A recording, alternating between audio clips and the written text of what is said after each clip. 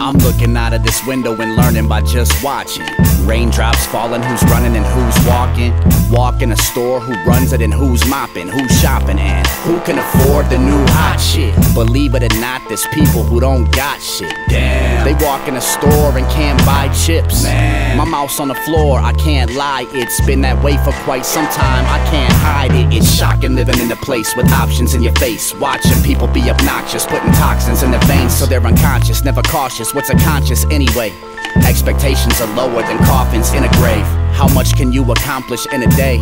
A lot of people don't accomplish much cause they're afraid to grow.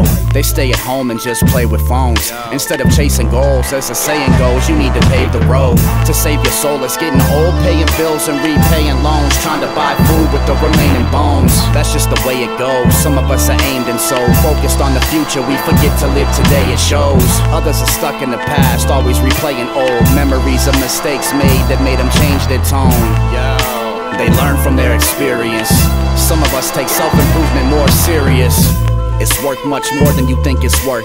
Studying somebody else's struggle on this earth. Try studying someone else's struggle on this earth, so you don't make the same mistakes as them and end up hurt. You'll learn and understand a lot of people have it worse when you're studying somebody else's struggle on this earth. Try studying someone else's struggle on this earth, so you can be a better human being and be alert. There's many instances of subtle differences. We're all identified by fingerprints and penmanship. Different opinions can get us in some shit. Regardless of intention, gotta pay attention to turn pennies to Benjamins.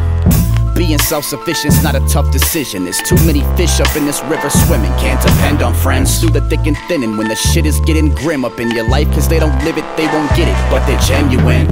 A lot of people consider themselves losers. Childhood dreams just sit on the shelf useless. You spent all your dollars on college and don't use it.